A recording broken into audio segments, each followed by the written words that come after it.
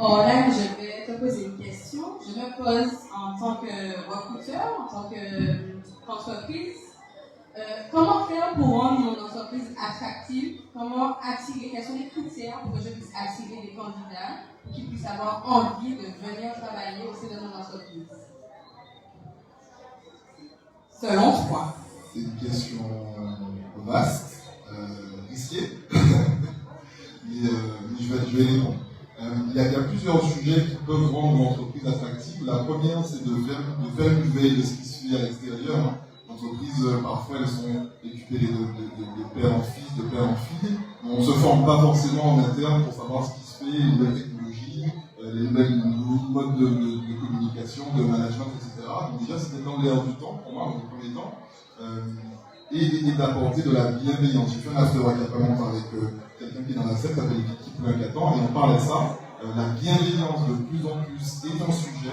La pénurie de candidats fait que les candidats sont de plus en plus dans un rapport de force qui est de leur côté, et aujourd'hui on ne peut pas juste les ignorer en disant que de toute façon, si vous ne prenez pas mon offre, un autre la prendra. C'est plus vrai ça.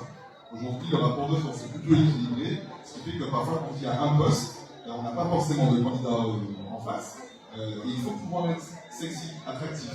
Donc, il y a toute cette partie-là, il y a les rémunérations, naturellement. On parle de VLZ, les entreprises qui vont chercher des profils locaux à l'extérieur, qu'est-ce qu'elles mettent en face pour les faire venir en termes de package de mobilité. Alors, c'est peut-être un peu délicat de parler de ça, mais il y en a qui le font en Martinique, ça existe. C'est un coût à prendre en charge, mais comment on fait pour accueillir le candidat qu'on recrute qui vient de l'extérieur et qui revient chez lui?